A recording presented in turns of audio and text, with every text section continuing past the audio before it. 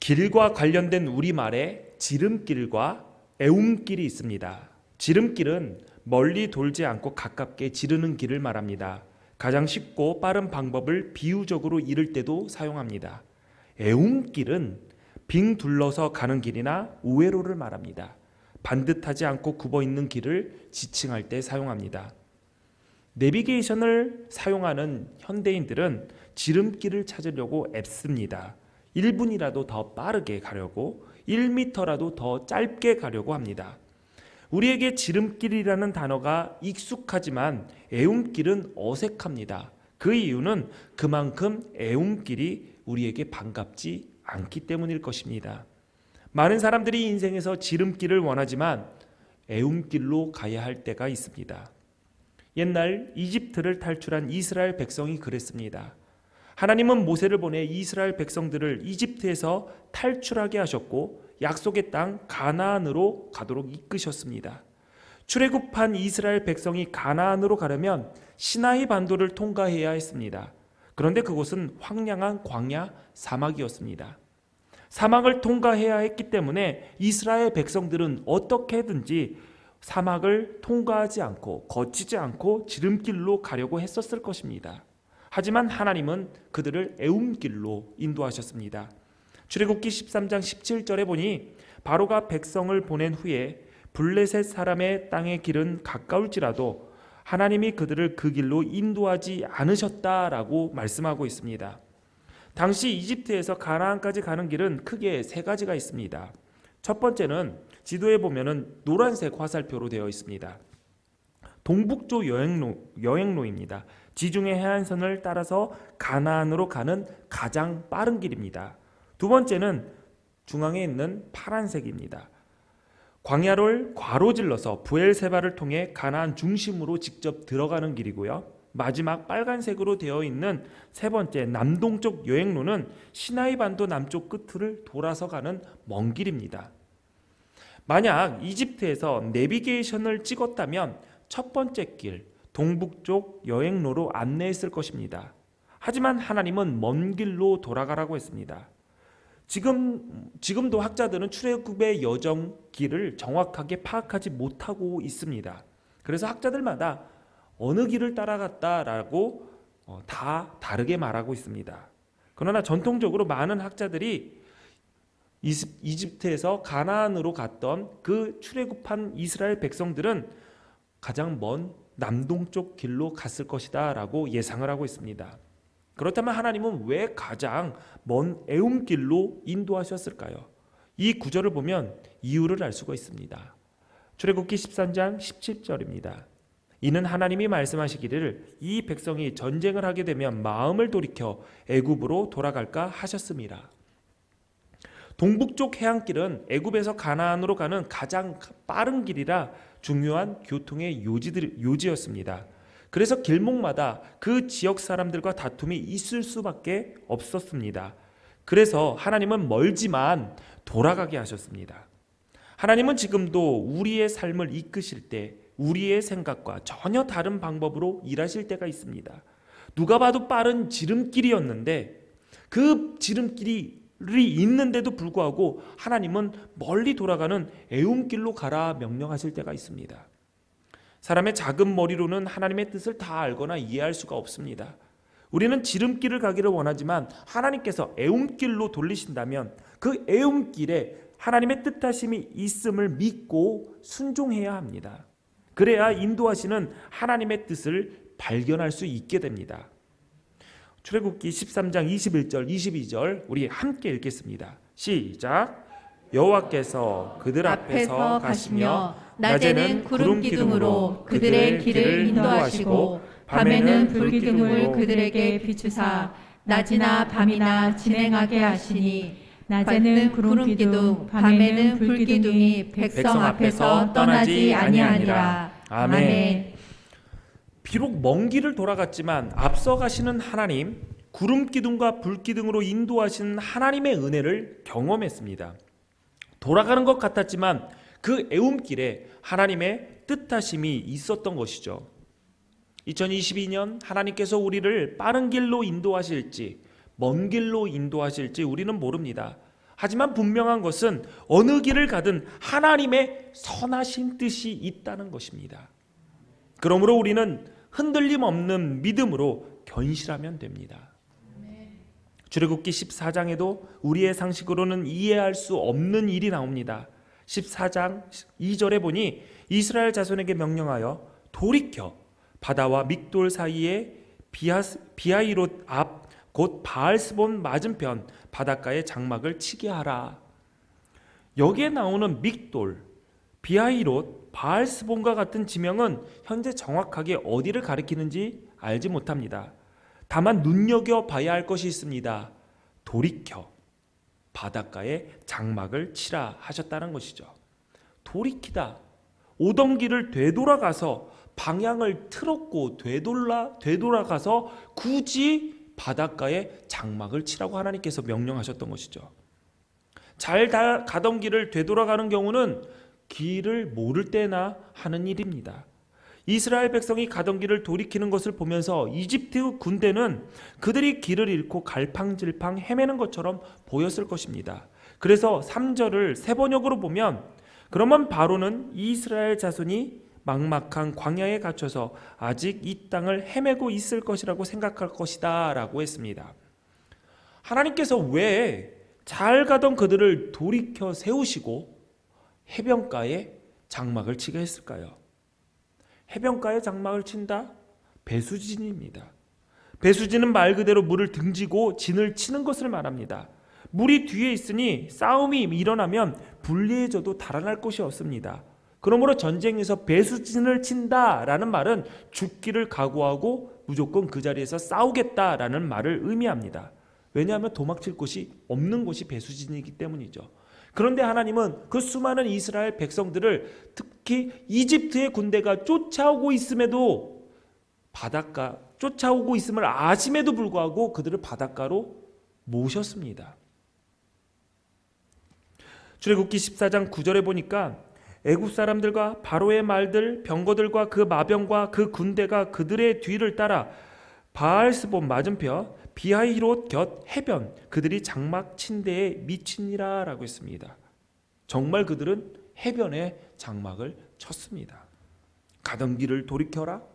이집트의 군대가 쫓아오고 있음에도 불구하고 바닷가에 장막을 쳐라.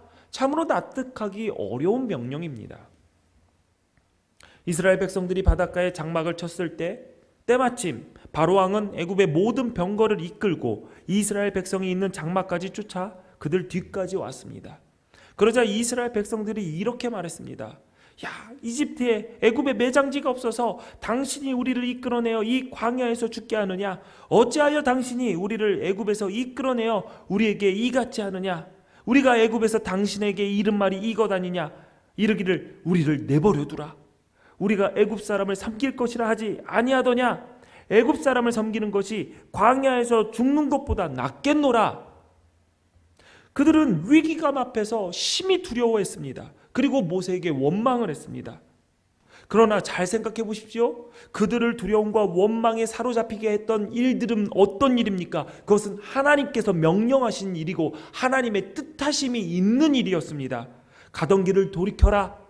바닷가에 장막을 쳐라. 이것은 모두 다 하나님의 명령이었고 하나님의 인도하심이었던 것이죠. 그런데 그들은 두려웠고 그들은 원망했습니다. 우리도 살다 보면 비슷한 위기를 겪을 때가 있습니다. 잘 되던 일이 정반대로 될 때가 있고 바닷가에 장막 치는 것 같이 진퇴양난, 사면초가를 만날 때도 있습니다. 하나님의 말씀대로 내가 잘 살아가고 있는데 주님을 섬기고 있는데 말씀에 순종하면서 시키는 대로 잘하고 있는데 하나님이 이게 뭡니까? 왜 내 앞에는 이집트의 병거가 있고 도망갈 곳도 없이 내 뒤에는 바다가 있습니까? 하나님 내가 어떻게 해야 됩니까? 너무나 두렵고 하나님을 원망할 수밖에 없는 상황이 우리에게 닥쳐오기도 합니다. 하지만 그런 순간에도 하나님의 도우시는 손길을 우리는 기대해야 합니다. 하나님의 능력을 구해야 합니다. 거기에 하나님의 큰 그림이 있음을 믿어야 합니다. 하나님이 이스라엘 백성을 위기 앞에 두신 것은 그들을 향한 인도하심과 보호하심을 보여주시려고 하셨기 때문입니다. 폴 투르니에, 스위스의 정신과 의사이며 기독교 심리학자입니다. 이분은 유명한 정신과 의사이기도 하지만 노이로제 환자나 우울증 환자에게 이런 처방을 내린 걸로도 더 유명합니다. 자신을 찾아온 노이로제 환자와 우울증 환자에게 처방을 내렸는데 그 처방이 아침, 점심, 저녁으로 2번씩 시편 23편을 읽으라라고 처방을 했다고 합니다. 그의 책 고통보다 깊은 이라는 책 앞부분에 보면 고아가 세계를 주도한다라는 논문을 소개하고 있습니다. 세계사의 흐름에 막대한 영향력을 끼친 많은 사람들이 고아였답니다. 우리가 잘 아는 알렉산더, 미국의 건국 아버지인 조지 워싱턴, 나폴레옹, 빅토리아 여왕 등 300여 명에 이르는 역사적 거물들이 고아로 자랐답니다. 어떤 이들은 유년기에 또 청소년기에 아버지를 잃었고 어떤 이들은 어머니를, 어떤 이들은 양친을 모두 다 잃었습니다. 혹은 부모의 이혼으로 아버지나 어머니와 떨어져 지내는 이들도 있었고 아버지 없이 자라거나 아버지에 관해 전혀 모르고 자란 사생아도 있었습니다. 어떤 이들은 부모에게 버림받아서 혼자 컸습니다. 어린 시절 상실과 결핍, 좌절과 고통을 겪은 이들이 어떻게 역사적인 인물이 될 수 있었을까요? 많은 사람들이 가정 환경이 좋지 않으며 부모의 사랑을 받지 못하면 큰 인물이 되기 어렵다. 그리고 약간 비뚤어지는 아이들을 향해서 보면 가정 환경을 꼭 조사하죠. 부모가 이래서, 한쪽 부모가 안 계셔서, 부모가 이혼 가정이어서, 조선 가정이어서 그렇다라고 얘기를 하지만 이들은 아주 훌륭한 역사적인 인물이 되었습니다. 그 책에서 이렇게 얘기하고 있습니다. 어린 시절 받은 고통이 권력 의지와 창조성으로 이어진다. 권력 의지라는 말은 니체 철학의 중심 개념으로서요, 자기 스스로 강해지려는 의지를 이야기합니다. 고아라는 것이 그 사람을 얽매는 것이 아니라 오히려 창조성과 권력 의지로 나타나서 훌륭한 일을 해낼 수 있는 힘이 되었다라는 것이죠. 예술과 과학자들도 이와 비슷한 경우가 많이 있습니다. 어린 시절의 아픔이 큰 인물이 되게 하는 밑거름이 된 것이지요. 그 책의 저자 폴 투르니에도 태어난 지 2달 만에 아버지를 잃고 5살 때 어머니를 잃었습니다. 그러나 폴 투르니에도 세계적인 의사, 심리학자가 되었습니다. 폴 투르니에는 그 책에서 이렇게 결론을 내립니다. 인간의 가치는 그가 거둔 성공보다 그가 어떤 방식으로 실패를 받아들이냐에 따라 측정되어야 한다.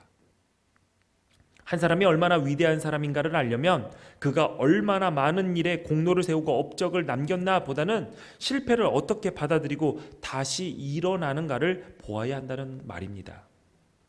고통과 고난, 위기와 실패, 어느 누가 이 단어가 반갑겠습니까? 그러나 안타깝게도 우리 삶에 결코 뺄 수 없는 단어들입니다.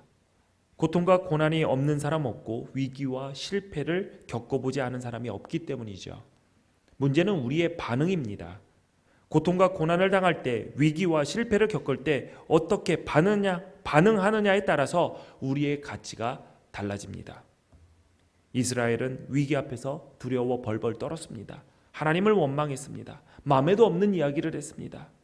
그러나 모세는 백성들을 향해서 이렇게 말했습니다. 함께 출애굽기 14장 13절 14절 읽겠습니다. 시작. 모세가 백성에게 이르되 너희는 두려워하지 말고 가만히 서서 여호와께서 오늘 너희를 위하여 행하시는 구원을 보라. 너희가 오늘 본 애굽 사람을 영원히 다시 보지 아니하리라. 여호와께서 너희를 위하여 싸우시리니 너희는 가만히 있을지니라. 아멘. 모세는 백성을 향해 두려워하지 말고 가만히 서라라고 했습니다. 영어 성경 NIV 버전은 이 구절을 이렇게 번역을 했습니다. Do not be afraid, stand firm. 가만히 서서라는 말은 두 손 놓고 모든 것을 포기한 사람처럼 누가 무언가 해주겠지 넋 놓고 있으라는 말이 아닙니다. Stand firm, 견실하게 굳게 서라는 얘기죠. 떨리고 흔들리고 허둥댈 수밖에 없는 상황에서 내가 서 있는 그 자리를 굳게 지켜라, 굳게 서라, 견실을 하라. 이것이 하나님께서 우리에게 주시는 말씀입니다. 우리가 굳게 서야 할 자리, 하나님의 인도하심에 순종하여 서 있게 된 그 자리입니다. 그곳이 어떤 상황이든, 잘 나가는 상황이든, 내 계획대로 내 생각대로 잘 이루어지든, 그렇지 않고 너무나도 어려운 상황, 실패를 맞닥뜨릴 것 같은 그러한 위기의 순간이라도 우리는 stand firm, 그 자리를 굳게 지키고 서 있어야 됩니다. 하나님의 일하심을 믿고 하나님의 큰 그림을 믿고 이 상황에서도 하나님의 선하신 뜻이 있다라는 것을 믿고 보내신 곳, 세우신 그 자리를 굳게 지키라는 것이죠. 위기를 만났지만 두려워하지 마십시오. 두려워하거나 그로 인해 원망하고 불평하고 소란 떨지 마십시오. 믿음을 가진 성도들이 위기 앞에서 보여야 할 태도와 자세는 stand firm, 굳게 서는 것입니다. 이스라엘 백성들 얼마나 말이 많았습니까? 애굽에 묫자리가 없어서 여기에서 우리를 죽게 하느냐? 비록 노예지만 가만히 잘 살고 있는 우리를 왜 이 광야로 끌어내서 여기에서 이런 일 당하게 만드냐? 마음에도 없는 얘기? 모세에게 원망하는 걸로 하고 있습니다. 노예였지만 잘 살았다고요? 무슨 소리입니까? 출애굽기 1장을 보면 그들의 괴로움의 소리가 하늘에 닿았다라고 얘기하고 있습니다. 하나님께 상달됐다. 너무 괴로워서 괴로움의 소리가 너무나도 극에 달해서 하나님이 들으실 정도로 괴로워했던 그 노예 생활이 위기 앞에서는 좋아 보여요.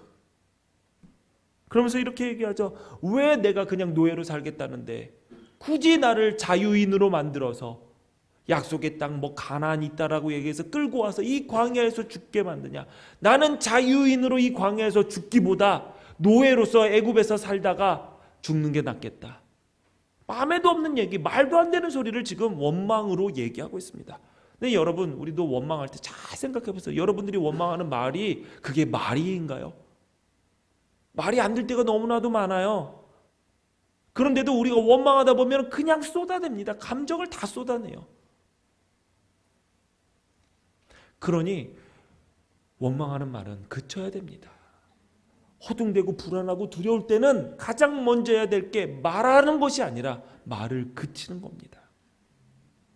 모세는 시끄럽게 떠드는 백성을 향해서 두려워하지 말고 가만히 서라. 여호와께서 너희를 위하여 싸우시리니 너희는 가만히 있어라. Stand firm, 굳게 지키고 있어라.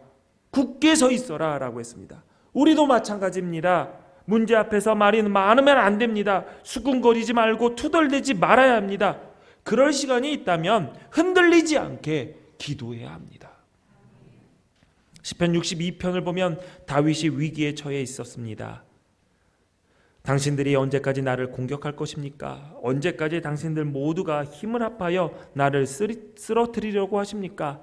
나는 쓰러지는 벽, 허물어지려는 담과 같습니다. 다윗은 그럼에도 이렇게 고백했습니다.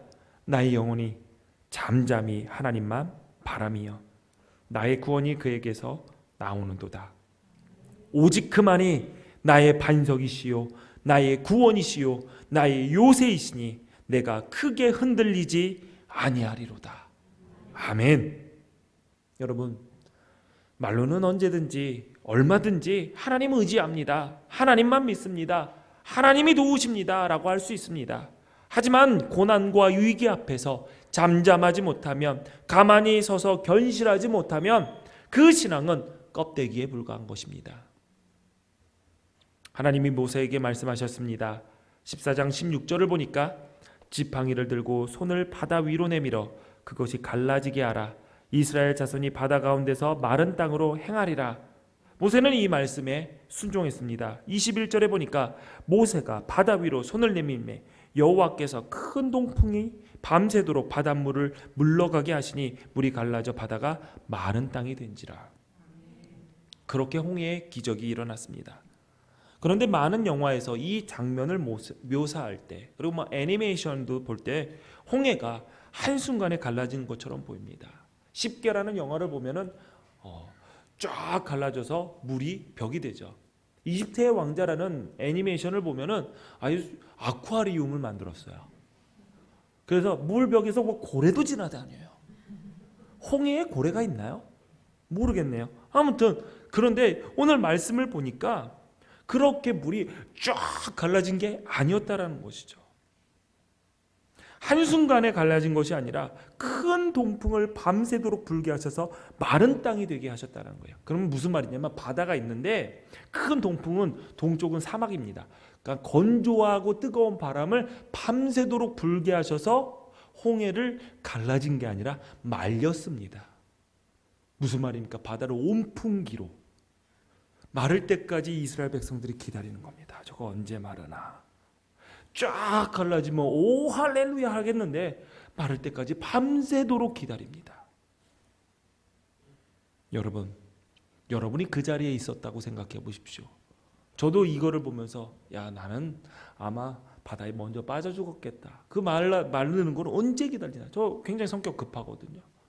이스라엘 백성들도 얼마나 조급했을까. 진짜 속이 탔을 겁니다. 뒤에는 이집트의 병사들이 다 도착했는데 하나님께서 이 급한 때에 이 위중한 상황에 내가 여호와 하나님이다 하면서 바다를 쫙 갈라서 우르르 뛰어나가도 모자를 파네. 내가 밤새도록 큰 동풍을 부르겠다. 따뜻하고 건조한 바람을 밤새도록 불어서 바다를 말려주겠다. 하나님 이거 너무하신 거 아닙니까? 바다가 갈라져서 건너가기 전에 죽는 거 아닙니까? 뒤에 애굽의 군대가 있는데 하나님의 일하시는 속도는 너무 느립니다. 그러니 하나님이 믿음직스럽겠습니까? 두려워할 만하죠. 하나님 좀 빨리 해주시면 안 됩니까? 속도 탔을 겁니다. 큰 소리로 불평과 불만의 목소리도 낼 법한 상황이었죠. 그러나 하나님께서 이스라엘 백성들에게 요구하신 것은 그러한 조급한 상황에서도 stand firm, 견실해라, 굳게 서라, 가만히 서 있어라 라고 얘기했습니다. 그러면서 이어서 얘기하죠. 너희를 위하여 행하시는 구원을 봐라. 우리도 살면서 만나는 홍해와 같은 것 앞에서 우리의 자세가 어떻게 해야 될지 우리는 이 말씀을 통해서 분명히 알 수 있습니다. 두려워하지 말아야 됩니다. 불평하지도 말아야 됩니다. 원망하지도 말아야 됩니다. 나의 시계를 내밀어서 하나님이 이 시간에 맞춰주세요. 조급해서도 안 될 것입니다. 견실하게 서서 하나님의 구원을 봐야 합니다. 2022년 기대와 소망으로 시작했습니다. 어느덧 한 달도 다 지나갔습니다. 여러분 상황이 좋아지셨나요? 새해에 여러분 복 많이 받으세요 라는 인사 많이 나눴는데 여러분에게 새해 복이 많이 왔습니까? 똑같을 겁니다. 2021년에 가졌던 문제, 해결되지 못했던 문제도 아직 이어졌고요. 상황 그렇게 좋아지지 않은 경우가 대부분일 것입니다. 여전히 우리를 힘들게 하는 일 있고 기운 빠지는 일들 여전히 계속 있습니다. 혹시 남모르는 고통 속에 계십니까? 경험해보지 못한 어려움에 빠지셨습니까? 그래도 견실하게 기다려야 됩니다. 때로는 그 기간이 큰 동풍이 밤새도록 불었던 것처럼 오래 걸리는 것처럼 느껴질 수 있습니다. 하지만 그럴 때도 견실하게 서서 잠잠히 하나님의 구원을 봐야 합니다. 하나님께서 모세에게 말도 안 되고 이해되지 않는 돌이키는 것과 바닷가에 장막을 치게 하라는 것, 그 이유는 하나님의 큰 그림이 있기 때문입니다. 그 일을 통해서 출애굽기 14장 4절에 보니까 내가 그와 그의 온 군대로 말미암아 영광을 얻어 애굽 사람들이 나를 여호와인 줄 알게 하리라. 하나님의 큰 그림이 여기에 있었습니다. 말도 안 되는 상황이지만 애굽 사람들이 여호와 하나님을 볼 때 내가 부리던 히브리 그 노예의 하나님, 노예의 신, 그들이 섬겼던 별 볼 일 없는 신, 그게 아니라 만군의 주 여호와 하나님을 드러내시기 위해서 이 말도 안 되는 명령, 돌이켜서 바닷가에 진치게 하는 그 명령을 내리셨던 것이죠. 그런데 이게 비단 애굽 사람들 뿐만입니까? 그렇지 않습니다. 이스라엘 사람들도 하나님을 하나님으로 보게 만드시는 사건이 바로 이 사건이었습니다. 모든 일이 끝난 후에 성경은 이렇게 이 이야기를 마무리 짓습니다. 이스라엘이 여호와께서 애굽 사람들에게 행하신 그 큰 능력을 보았으므로 백성이 여호와를 경외하며 여호와와 그의 종 모세를 믿었더라. 2022년 우리 앞에 홍해 같은 위기가 없으면 좋겠지만 그럴 것이라고 누구도 확신할 수 없습니다. 다만 우리에게 위기가 찾아오더라도 그로 인해 하나님의 능력과 지혜를 알게 되는 기회가 되기를 기도하셔야 될 것입니다. 그러면 결국 내가 하나님을 믿게 될 것입니다. 또한 우리를 통해 하나님의 큰 능력을 보게 된 사람들이 하나님을 경외하게 될 것입니다. 아멘. 빌리 그레암 목사님의 작은 책의 한 문장을 소개해 드리겠습니다. 우리가 끝이라고 생각하는 곳에 이르렀을 때 우리는 하나님이 시작하실 곳에 도착한 것이다. 끝이다, 마지막이다, 난 할 수 없어, 끝이야 라고 생각하는 그 지점이 하나님께서 시작하시는 곳입니다. 여기가 끝인가 보다 라고 생각하는 그 시점이 하나님이 시작하시는 지점임을 믿고 견실하여 흔들리지 마십시오. 어떤 상황에서도 하나님은 여전히 우리와 함께 하십니다. 기도하십니다. 전능하신 하나님, 오늘도 하나님의 말씀을 듣게 하시니 감사합니다. 세상을 살아가면서 내 계획대로 되지 않을 때가 너무도 많습니다. 다시는 회복될 수 없을 것만 같은 큰 어려움 속에 빠지기도 하고 혼자 헤어나올 수 없을 것 같은 상황에서 우왕좌왕할 때도 있습니다. 그러나 그때가 하나님께서 일하실 때임을 잊지 않게 하옵소서. 어떤 상황에서도 두려워하지 말고 견실하게 서서 주께서 행하시는 구원의 역사를 볼 수 있는 믿음을 우리에게 허락하여 주옵소서. 예수님의 이름으로 기도합니다. 아멘. 자리에서 일어나셔서 준비한 예물을 주님께 드립니다.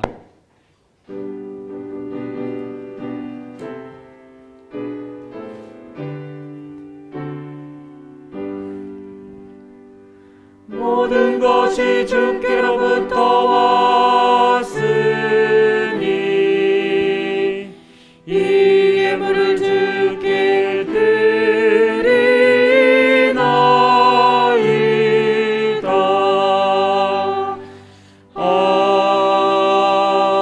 아멘. 드려진 예물 위해서 기도하겠습니다.